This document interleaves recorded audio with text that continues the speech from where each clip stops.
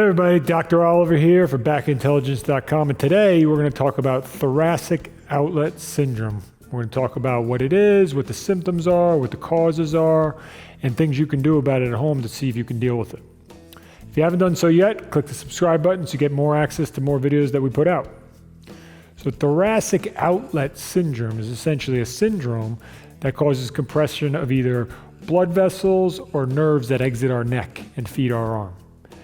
Typically, you're going to see symptoms that range from numbness and tingling in the arm to pain. If it gets bad enough, you can actually get weakness. And it can either affect, basically what you're getting is an impingement or a cutting off of certain areas of the nerve or the blood vessels. The vast majority of the time, 95% of the time or so, it's the nerves that are getting compressed that come out of your neck. If the blood vessels are compressed, then you're going to get some symptoms as well. Typically with that, you may get some actually temperature changes in your hand or even color changes. You might see like a bluish tinge to your hand. This is a more rare condition, but it can happen. So we're going to focus more on the nerve component of this. So we got to trace where the nerves come from. Essentially, the nerves exit your spine and your neck and come down through your neck. And there's some muscles that they pass through. Your scalenes here, you got that they can actually pass through, and they're going to dive underneath your clavicle or your collarbone, and it's going to dive down underneath your pec minor and then goes down your arm. So you can get impingement along that nerve pathway anywhere. It's most commonly to see at that scalene area, your clavicle, your collarbone, or in the pec minor area. So again, compressing these nerves can give you numbness and tingling all the way down to your hand. And typically in your hand, you're going to see it on these last couple fingers here, but you can see it in other areas, your wrist and your arm. So you can get numbness and tingling, you can get pain, you can get just general achiness as well. So what exactly is going on? Well, you can have the muscles. So the muscles that they pass through, your scalene muscles, it's actually a triangle that the nerves and blood vessels pass through. And if there's too much tension or those muscles are pulled out of position, they can start to irritate those nerves. And that's when you'll get the symptoms. So we might have to address the scalene muscles, or we look at other areas. You also have your clavicle, which is your collarbone that comes across here. The collarbone, if it's sunken down low, you'll see a lot of people that have thoracic outlet syndrome, their shoulders are actually really drooped and down. And this is causing a compressive load a lot of times from their clavicle. Some people have an abnormally shaped clavicle. On the bottom, there's an extra bump. That's possible as well. The other thing that anatomically people can have is a rib, a cervical rib. So your cervical area is your neck and your thoracic area is your mid to upper back. So most of your ribs are in your thoracic spine, or all of your ribs normally are in your thoracic spine. Some people have what's called a cervical rib, where that lower cervical vertebrae actually has a rib that comes off of it. If you have that, you're more prone to irritating the neurovascular bundle that comes out of your neck, and you could have that as well. So if we have compression, again, we can also get compression along that pec minor. So your pec minor is a muscle here that tends to be very tight on individuals, and usually it's a postural thing. A lot of people at the computers, again, rounded forward. We have a tight pec.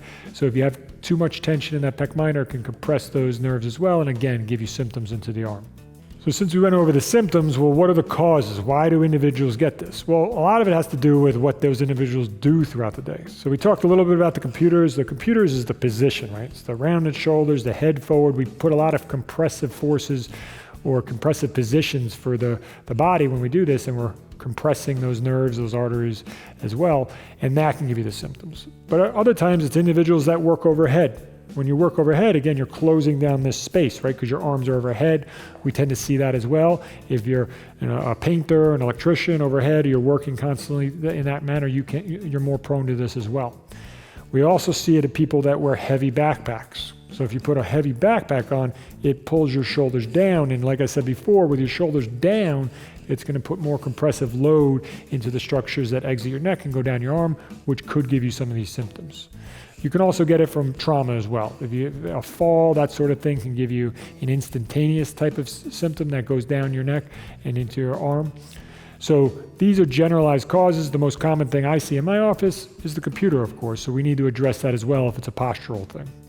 One other thing that can trigger or contribute to thoracic outlet syndrome is when you're sleeping, so your sleep position. So some people will sleep on their side or with their arm compressed above them right here. Again, anything that's going to close down this space and cause irritation to that area can give you thoracic outlet syndrome. All right, so let's go ahead and talk about ways to deal with this if you have this at home, if you're having some of these symptoms.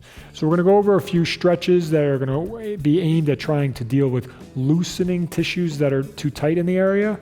And we're going to give you an exercise that'll help kind of work on some of that postural stuff we talked about.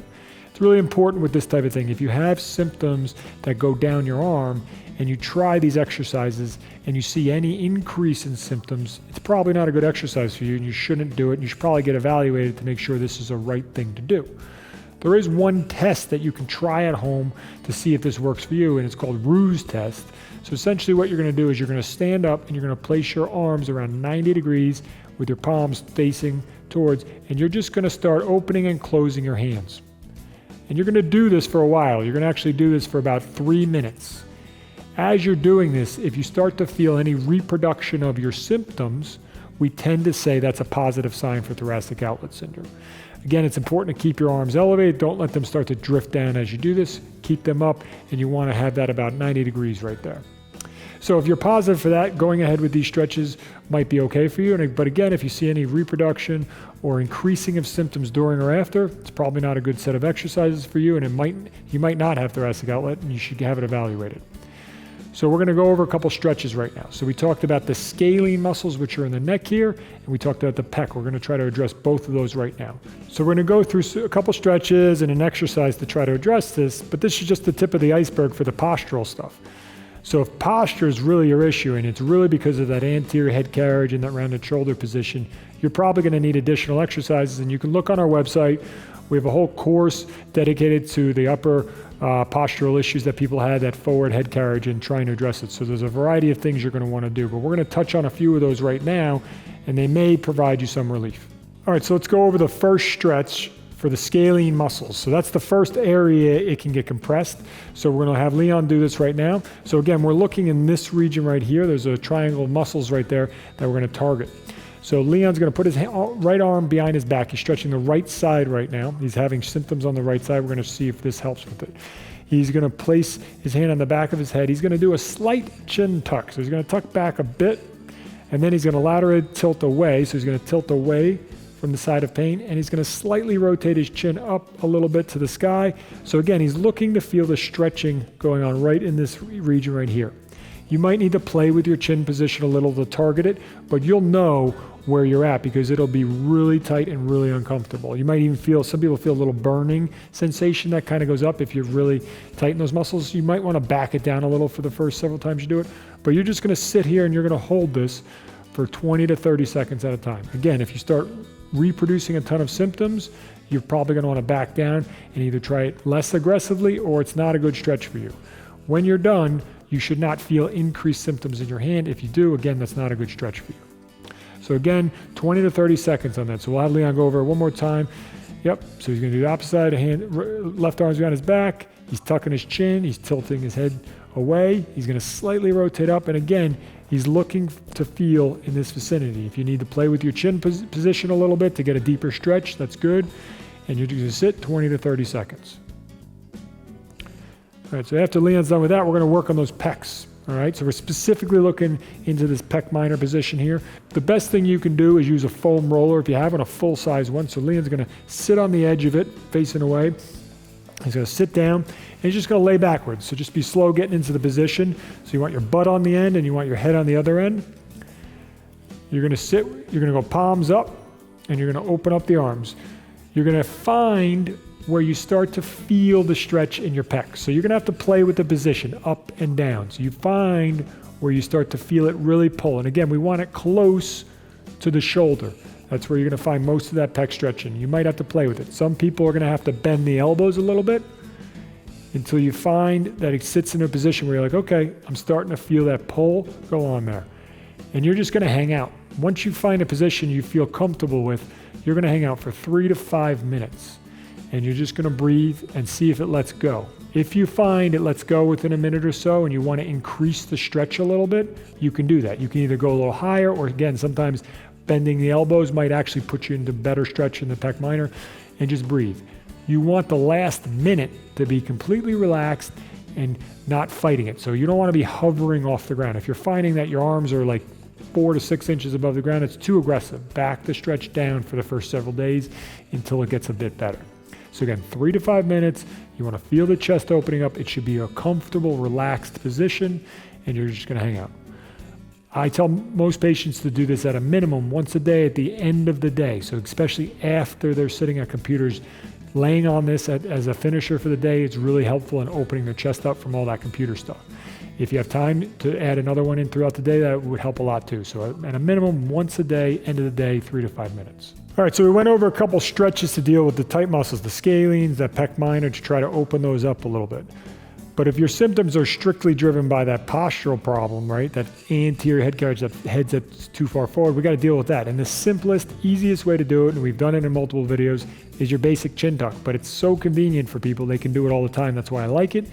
So Leon's going to demonstrate it in case you don't know how to do it. It's literally all you're going to do is imagine your chin is on a table and you're literally just retracting your chin towards your spine. Good. So Leon's doing good because he's not looking down, he's not looking up, he's literally just packing the front of his neck. So most people will just feel weird and packed in the front of their neck, or they'll feel a little stretching discomfort in the back of their head. It should not cause pain, and it should not reproduce your symptoms. If you find going back causes increased symptoms down your arm, this is not a good exercise for you. And again, you may not have thoracic outlet. But if you do this and it just feels like you're packing the front of your neck, you feel a little stretch, go for it. Generally with this, I want people to do this frequently. Again, we sit at computers, our heads are too far forward throughout the day. So this is something I have some patients do every 1 to 2 hours, do 5 to 10 of them. Every hour or two, boom, set a timer and just do 5 to 10 and just work on getting your head comfortably back in a position that's less stressful.